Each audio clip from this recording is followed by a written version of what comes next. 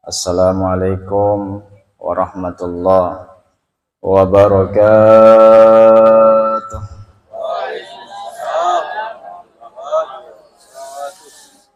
Alhamdulillahi rabbil alamin alladzi khalaqal mauta wal hayata liyabluwakum ayyukum ahsanu amala. Asyhadu an la ilaha illallah wahdahu la syarikalah wa asyhadu anna sayyidana Muhammadan abduhu wa rasuluhu la nabiyya ba'dah.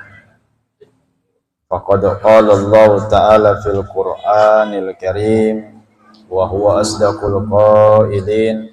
A'udzu billahi minasy syaithanir rajim. Bismillahirrahmanirrahim. Kullu nafsin dha'iqatul maut.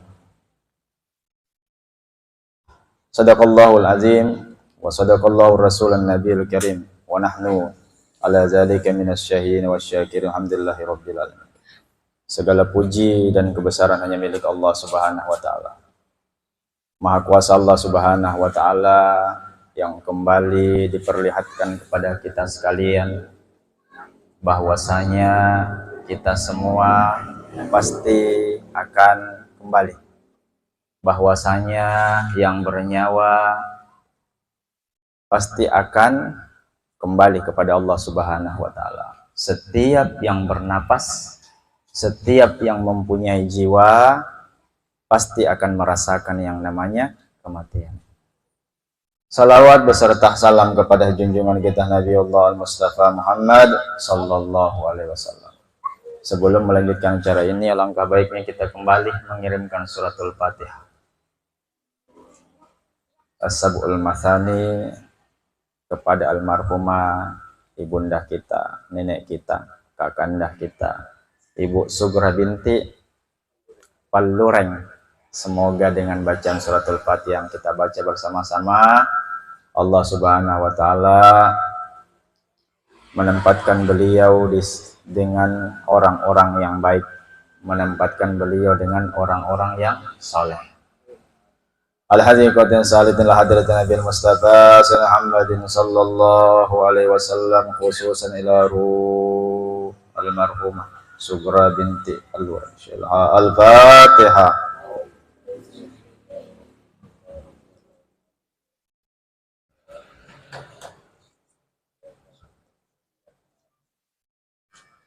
Terima kasih. Jemaah takziah yang dimulakan oleh Allah Subhanahu wa taala. Sebenarnya pada malam hari ini bukan saya yang membawakan takziah. Saya itu besok malam. Tapi karena bilang Ustaz Abdullah Faki insidental, ada halangannya, tiba-tiba dengan terpaksa saya mengganti posisinya. Yang seharusnya besok malam. Tidak apa-apa. Hadirin dan hadirin melakukan kepada Allah Subhanahu wa taala. Jadi al-maut adalah salah satu rahasia dari rahasia-rahasia Tuhan. Jadi di antara 4 rahasia, rezeki kita, ya, umur kita, jodoh kita, dan yang sekarang pada malam hari ini adalah mengenai ajal kita. Tidak ada yang tahu kapan dan di mana, jam berapa, hari apa kita akan kembali kepada Allah Subhanahu wa taala. Yang jelas intinya, baginda Rasul sallallahu alaihi wasallam pernah bersabda, wa kafa bil mauti wa izzatun. Jadikanlah kematian itu sebagai pemberi peringatan bagi kita-kita yang masih hidup. Besok atau lusa, boleh jadi malam ini kita mentakziah kakak kita, ibunda kita. Boleh jadi besok malam atau lusa di samping saya Sadli akan ditakziah. Ya, boleh jadi ya, pasti itu. Jadi hukum pasti. Yang kayak bilang tidak mau ke saya, tidak mau tidak mau, suka tidak suka, ya pasti kita akan merasakan yang namanya al-maut. Hadirin dan hadirat Allah Subhanahu wa taala. Di dalam ayat lain Allah pun Subhanahu wa taala berfirman, fa iza ajaluhum la yastakhiruna sa'atan wa la yastaqdimun. apabila telah datang ajal-ajal kalian, la yastakhiruna, tidak bisa bilang di belakang saya, belum pika nikah, belum pika punya anak, belum pika ini, belum pika itu, belum pika pergi umrah, belum pika haji, masih datang tunggu kak. Wala yastakdimun, dan tidak boleh juga meminta supaya dicepat-cepatkan, ya, supaya didahulukan. Jadi terima ketentuan takdirnya Allah Subhanahu wa taala. Hadirin dan hadirat jamaah takziah mulakan berkah Allah Subhanahu wa taala. Jadi kita di dunia ini ya berada di alam yang ketiga ya, kita semua tahu. Kita di dunia ini adalah tempat kita transit yang ketiga. Setelah di alam ruh kita transit lahir pertama. Jadi di alam ruh itu adalah tempat kelahiran kita pertama. Tanpa ayah, tanpa ibu, belum ada identitas tak, belum ada namanya Pak Pajrin Lantong, belum bernama, belum ada namanya Sarina, belum bernama Sadli. Jadi tidak ada semua nama tak. Bahkan kita semua di alam ruh belum berkelamin, tidak jelas laki-laki atau perempuan. Itu di alam ruh. Sehingga di dalam ruh itu kita pun punya syahadat tersendiri. Jadi kita punya syahadat ruh namanya. Apa itu?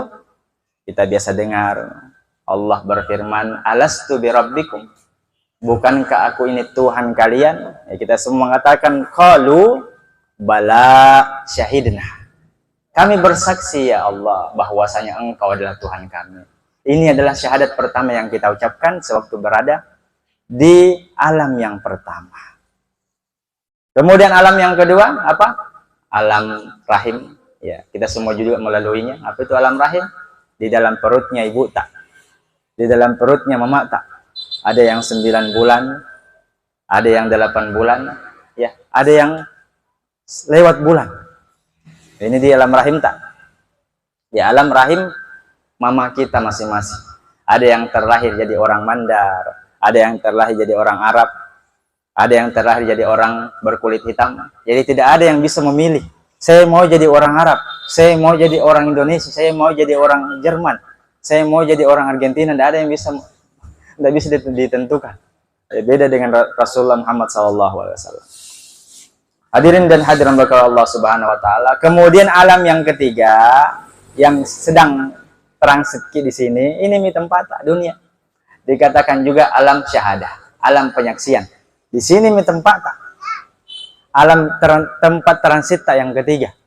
Nah, di sini kita diuji, diuji dengan apa macam-macam ujian tak.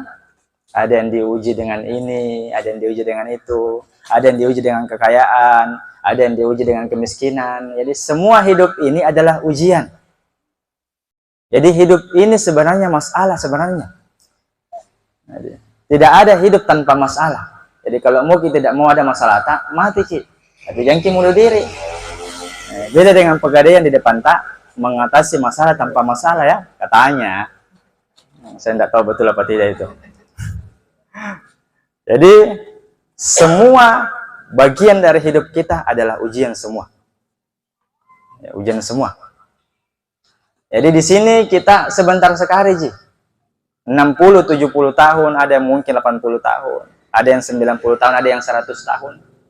Ada yang lebih 100 seperti Andre Guruta, kayak Haji Abdurrahman Nambolale 114 tahun.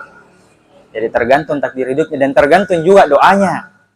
Jadi walaupun di lauh mahfuz tertulis umur tak, umpamanya Sadli umurnya ditentukan sampai umur 30 tahun. Jadi sekarang baru kamu Sadli 28, berarti 20 tahun bisa Sadli sisa umurnya. Kalau di lauh mahfuz seperti itu tertulis, bisa dirubah.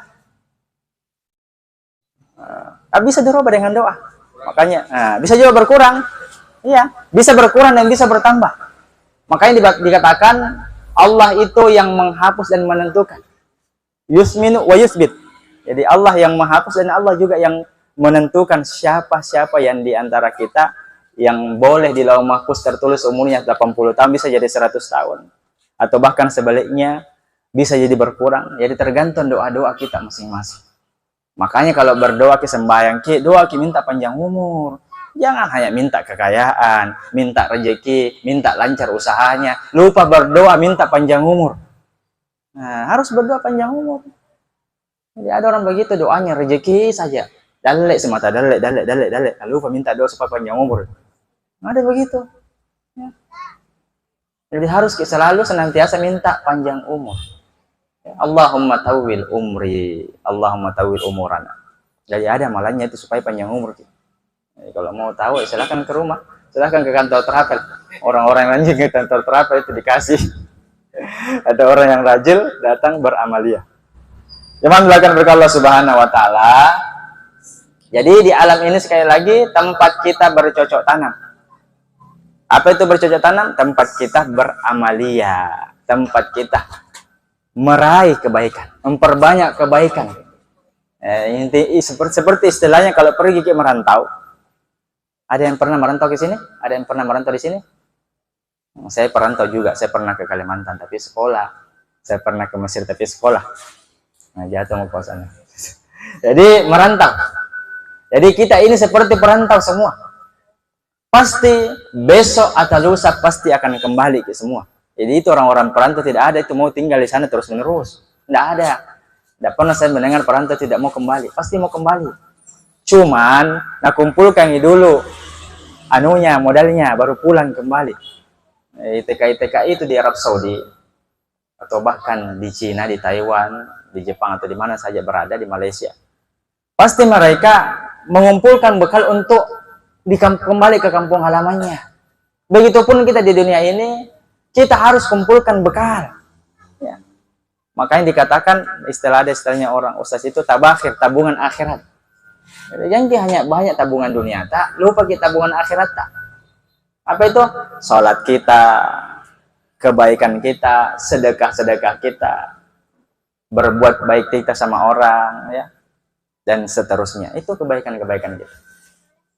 Hadirin dan hadirin rahmatullah Allah Subhanahu wa taala, sehingga di dalam Al-Qur'an dijelaskan innamal hayatud dunya la'ibun wa lahwun. Sesungguhnya kehidupan ini seperti permainan dan senda gurau. Perumpamaan dunia dengan akhirat itu, satu hari di akhirat, 70 tahun di dunia, seperti itu di akhirat. Oh, ini begini seperti ini.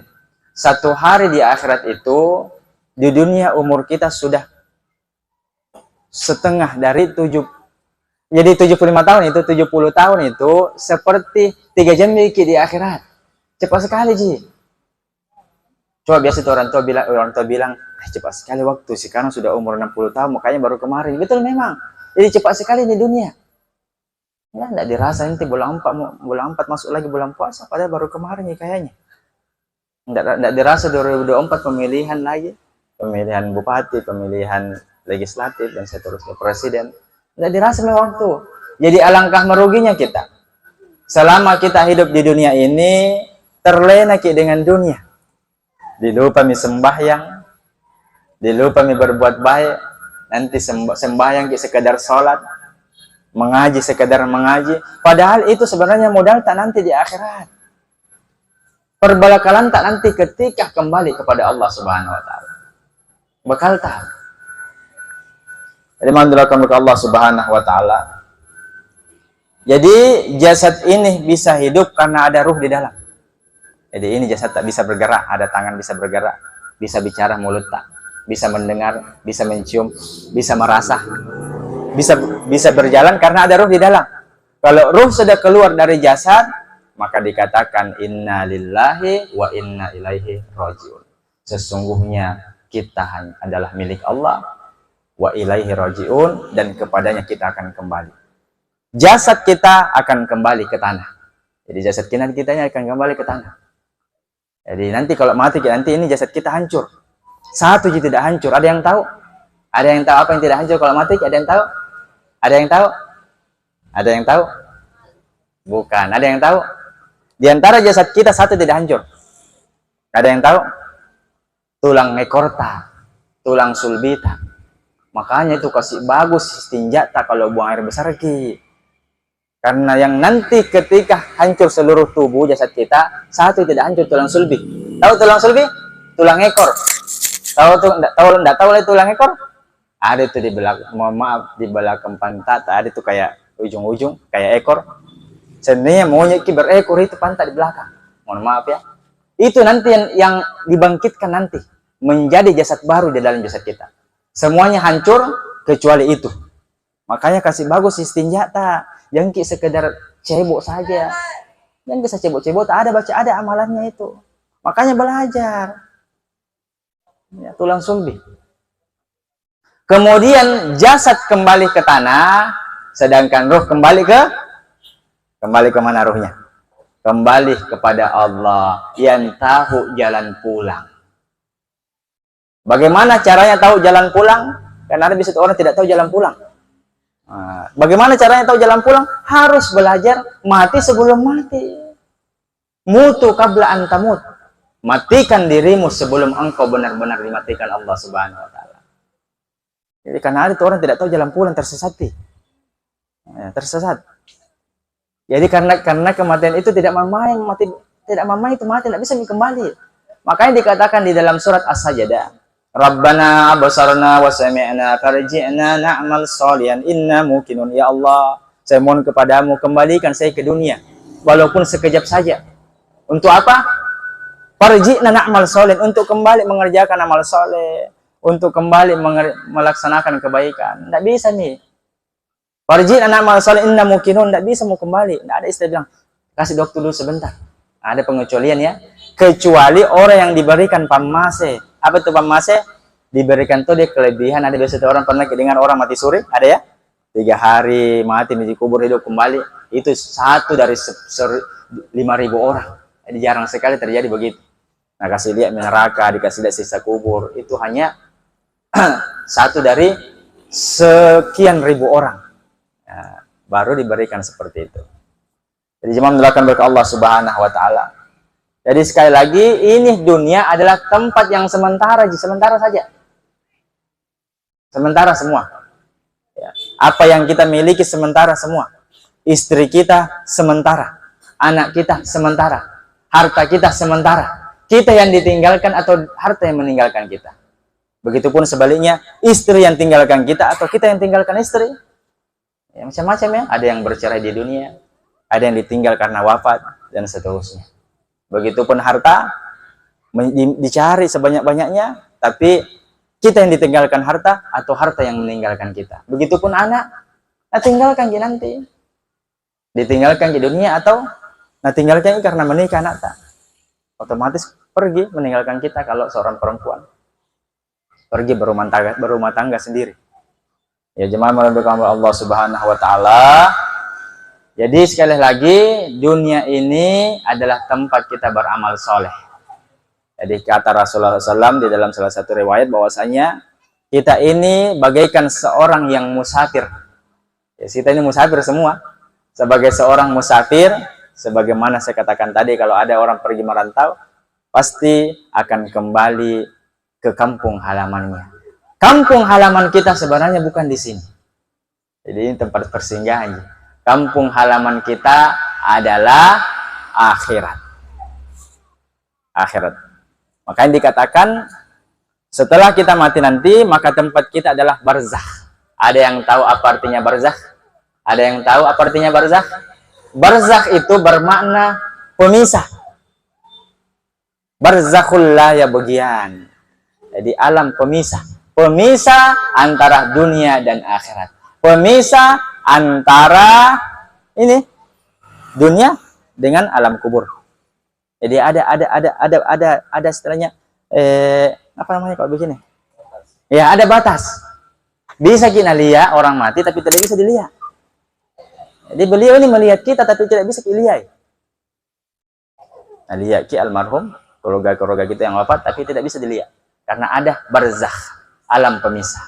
Makanya dikatakan bahwasanya alamul barzakh, alamul kubur awwalu manzilah min manazil akhir. Alam kubur itu adalah alam pertama alam akhirat. Jadi alam kubur ini kita tempat nanti kembali sebagaimana yang sedang dialami almarhumah ibunda kita. Alam pertama, pintu pertama alam akhirat. Makanya dikatakan oleh seorang penyair, Al mautu babun wa kullun nas dakhiluha. Mati itu bagaikan sebuah pintu dan setiap orang pasti akan masuk pintu tersebut. Al mautu ka'sun. Mati itu bagaikan sebuah gelas. Wa kullun nas syaribuha. Dan setiap orang pasti minum memakai gelas. Nah, jadi zaman dilakukan bagi Allah Subhanahu wa taala. Makanya Syekh Siti Jenar pernah mengatakan bahwasanya mati itu adalah kehidupan yang sebenarnya. Nah, jadi mati itu kata beliau adalah kehidupan yang sebenarnya. Bukan kehidupan sebenarnya ini. Karena kalau kehidupan sebenarnya ini dunia, tidak mati-mati Miki. Tidak akan merasakan namanya tidak enak, tidak akan merasakan namanya sakit, sakit hati, ya, sakit jiwa, ya, stres. Tidak dirasakan itu. Makanya ketika di alam akhirat tidak ada yang begitu-begitu. Tidak pernah Miki akan merasakan sakit. Tidak akan pernah Miki merasakan penderitaan. Nah, makanya dikatakan oleh beliau, Syekh Siti Jenar, bahwasanya kehidupan akhirat adalah kehidupan yang sebenarnya.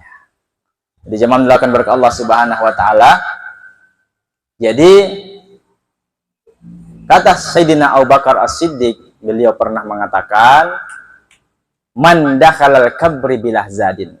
Barang siapa yang masuk kubur tanpa membawa perbekalan, tanpa membawa amal soleh, maka annama rakibal bahri bila safina.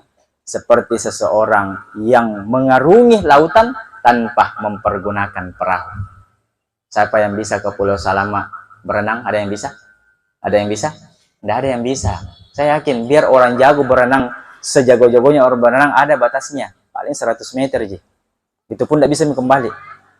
Nah, begitupun perumpamannya orang yang masuk kubur, masuk di alam barzah, tidak ada bekalnya, tidak ada amal solehnya, seperti seseorang yang berenang di tengah lautan tanpa mempergunakan perahu safina. Jadi zaman dilakukan berkat Allah Subhanahu wa taala. Jadi beramal soleh. Nah, amal soleh apa? Terutama adalah sholat tak jaga sholat. Salat itu miftahul khair, kunci kebaikan. As-salatu miftahul jannah, kuncinya surga. As-salatu imaduddin, tiangnya agama. Jadi salat itu tiang agama Tomi, kuncinya Tomi surga, kuncinya Tomi segala kebaikan. Nah, jadi jaga sembahyang tak. Karena kalau salat tidak dijaga, kalau salat kita tidak sempurna, maka otomatis ibadah yang lain pun tidak akan tercancel. Nah, tapi kalau salat tak lumayan 5 waktu Miki, walaupun terlambat sembahyang subuh, ya lumayan lah. Yang penting bangun ke sembahyang subuh. Karena ada biasa tuh orang tidak bangun ke sembahyang subuh sejam berapa bangun jam 8 langsung bangun nih. Yang penting jangan sering-sering. Karena ada biasa tuh orang tidak ada kesungguhannya, makanya selalu bangun salat subuh jam 8, jam 7, jam 8 itu terus sih. Karena tidak ada kesungguhannya beribadah. Tidak ada mujahadahnya. Tidak ada riadanya. Jadi harus ada kesungguhan. Makanya dikatakan kata-kata syair itu manjadda wajadah. Siapa yang sungguh-sungguh pasti akan berhasil. Jadi zaman dilakukan berkat Allah Subhanahu wa taala. Jadi sekali lagi salat tak jaga salat tak. Salat tak dijaga baik-baik.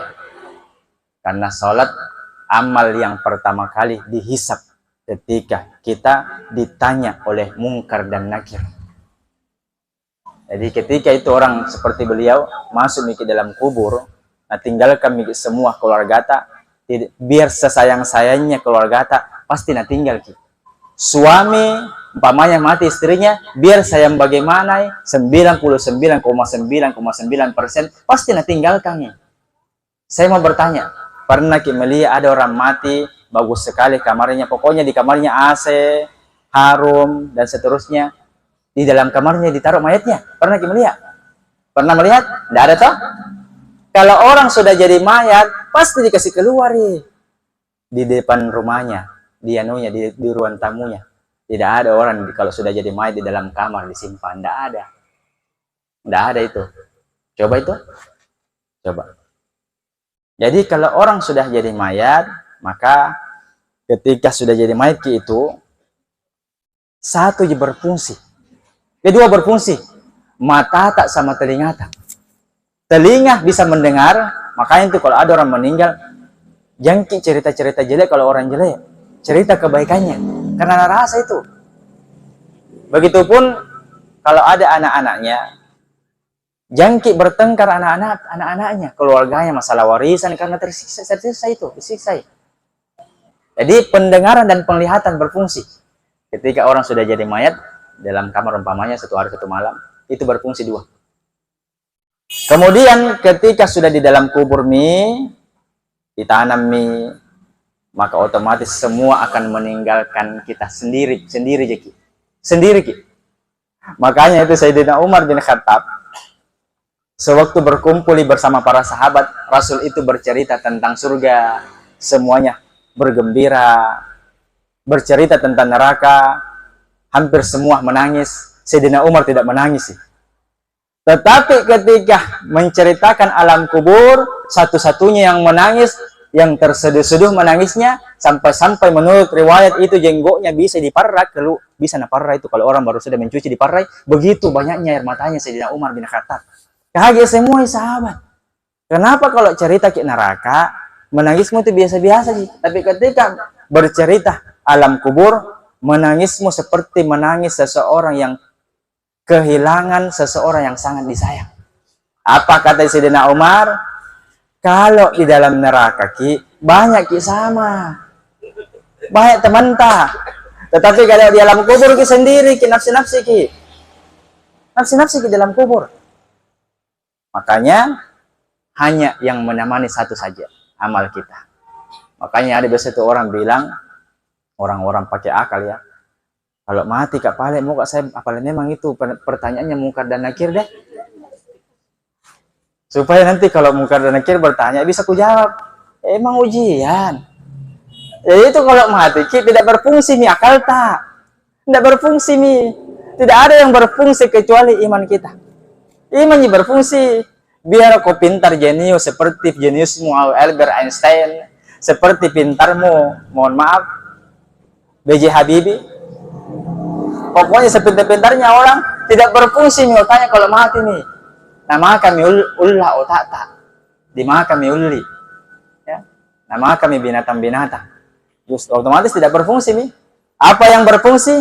Iman kita, amal-amal soleh kita yang akan wujud menjadi seorang wujud manusia, seorang berwujud ya. Itu yang akan melindungi kita. Itu yang akan menjadi tameng kita. Itu yang akan memberikan jawaban. Itu nanti akan menjawab semuanya. Ya. Itu yang akan menjawab nanti. Nah, doa-doa kita kepada orang yang wafat itu akan menjadi suguhan-suguhan, hidangan-hidangan rohaninya di dalam kuburnya. Di zaman belakang berkah Allah Subhanahu wa taala. Makanya cari memang memiliki yang tidak ditanya Munkar dan Nakir. Ada tuh amalan tidak ditanya ke Munkar dan Nakir. Nah, saya apa nih saya kasih tahu sekarang. Ada sembahyang Munkar dan Nakir supaya tidak ditanya Ki anti Munkar dan Nakir. Tidak ditanya Ki. Kenapa tidak ditanya? Karena istilahnya kalau masuk Ki golongan VVIP tanpa hambatan, tidak ada pertanyaan. Nah, tidak ada pertanyaan apapun. Ada begitu. Jadi bukan hanya di dunia, ada istilah VIP, istilah istimewa, istilah spesial kayak martabak di belakang ada terbulang spesial ya. Terbulang istimewa. Di akhirat juga ada begitu. Ada juga begitu. Makanya itu ketika nanti di atas sirat, itu di atas sirat itu seperti rambut yang dibelah 7, ada orang tidak melalui itu. Ada yang tidak lewat situ. Ada yang merangkak, ada yang berdiri, ada yang sedikit-sedikit mau jatuh. Begitulah di akhirat juga. Nah, jadi ada yang jalan secepat kilat. Jadi sekali lagi, sesuai dengan kebaikan-kebaikannya, sesuai dengan amal-amal solehnya. Bahkan ada orang tidak hancur di jasadnya. Coba itu. Kan kalau dipikir secara akal, pasti semua nanti jasad hancur ya. Ada yang tidak hancur sama sekali. Bahkan ada yang hilang jasadnya. Itu karena apa? Amal solehnya, kebaikannya. Jadi ada amalan-amalan rahasia itu. Makanya belajar ke ilmu-ilmu rahasia. Karena ada itu memang ilmu-ilmu rahasia yang tidak diajarkan secara umum. Kalau diajarkan secara umum semua tahu. Cara berwudu atau semua orang yang membatalkan wudu tahu semua. Sholat seperti bagaimana tahu semua. Tapi ada jalan-jalan rahasia. Jadi istilahnya jalan-jalan tol menuju kepada Tuhan. Makanya ada juga itu orang berdoa satu kali langsung berdoa langsung dikabulkan. Seperti Asib bin Barkiyah. Perdana menterinya Nabi Sulaiman. Jadi seturbat ini sekedar apa selain intermezzo ya. Jadi Asib bin Barkiyah, jadi sewaktu Nabi Sulaiman alaihissalam mau datang Ratu Balkis dari kerajaan Sabah, Yaman, di Palestina, jadi Palestina kerajaannya Nabi Sulaiman bin Daud. Jadi Nabi Sulaiman ini menawarkan, walaupun Nabi Sulaiman bisa cuma ingin tes ini semua orang-orang panglima-panglimanya, orang-orang kepercayaannya. Bilang Nabi Sulaiman bin Daud, siapa yang bisa mendatangkan singgasana Ratu Balkis di sini sebelum Ratu Balkis datang ke tempat ini, ke kerajaan kita. Jadi semua jin itu saling mengadukan, menunya bilang saya bisa mendatangkan kerajaan singgasananya Nabi Sulaiman, singgasananya Ratu Balkis sebelum engkau beranjak dari tempat dudukmu ya Nabi Allah. Jadi itu salah satu raja jin. Kemudian ada seorang manusia biasa seperti kita. Apa kata beliau? Sebelum matamu berkedip sudah ada singgasananya Ratu Balkis di situ. Maksudnya itu berkedip, kedipan yang bukan kedipan seperti ini, ya. Kedipan yang lambat. Intinya kalau intinya itu 10 detik lah, 5 detik, 1, 2, 3, 4, 5. Jadi karena ada tuh kedipan begini-begini, orang kalian lain itu kalau ada orang pernah melihat orang begini-begini matanya, orang sakit itu. Jadi siapa yang mengatakan ini? Seorang manusia biasa, manusia seperti kita. Asib bin Barkiyah namanya. Bagi semua jin. Dan ternyata ada makhluk yang lebih luar biasa daripada kita. Padahal kita ini jin yang tidak terlihat. Maksudnya bisa kita tidak dilihat. Sedangkan manusia itu seperti biasa biasa-biasa Asib bin Barkiyah. Jadi seseorang itu bisa menjadi seperti malaikat kalau seseorang itu melalui jalan-jalan khusus atau jalur-jalur tol. Seorang manusia bisa menjadi malaikat, bahkan manusia bisa menjadi setan, bisa menjadi iblis, bersifat setan, kalau dia juga melalui jalan-jalannya setan. Jadi itu. Jadi semua orang bisa. Enggak ada yang tidak bisa. Yang penting ada kesungguhan. Jadi zaman dilakukan berkat Allah Subhanahu wa taala. Jadi itu tadi saya katakan, ada yang jasadnya utuh di dalam kuburnya berpuluh-puluh tahun dikubur, tidak bahkan itu kain kafannya tidak hancur, seperti baru kemarin meninggal. Ada juga orang yang jasadnya utuh seperti baru dikuburkan padahal puluhan-puluhan tahun wafat. Itu kita mau seperti itu, cuma jarang kita mau belajar seperti itu. Belajar dunia jika terus, belajar bagaimana bisa kaya, belajar bagaimana bisa sukses, itu kita pelajari terus. Lupa belajar bagaimana caranya mati yang seperti itu, bagaimana caranya bisa seperti mereka, bisa juga. Jadi cerita-cerita itu bisa cari kita bagaimana caranya. Yang kita tahu ceritanya, tidak tahu bagaimana caranya. Ya. Jadi zaman dilakukan berkat Allah Subhanahu wa taala. Jadi itu semua ada amalannya. Ada amaliannya sehingga bisa seperti itu. Jadi zaman dilakukan berkat Allah Subhanahu wa taala, berapa menit ini setengah jam kapan? Lama 40 menit, 30 menit lebih. Jadi saya ringkas saja. Mungkin ada pertanyaan di antara kita, silahkan bertanya. Demikian apa saya sampaikan, semoga bermanfaat bagi kita semua. Sebagai penutup kesimpulan, marilah kita belajar mati sebelum mati. Belajar mati sebelum benar-benar mati. Karena kita semua pasti akan kembali kepada Allah Subhanahu wa taala. Karena kita semua pasti akan menghadap keharibaan Allah Subhanahu wa taala. Maka siapkan bekal tak, siapkan amal soleh tak untuk kembali menuju kehidupan yang sebenarnya, kehidupan yang tidak ada sakitnya, tidak ada susahnya, yaitu ilaihi rajiun. Wallahul muwaffiq ila aqwamit thariq. Minallahil musta'an wal istiqlal. Wassalamualaikum warahmatullahi wabarakatuh.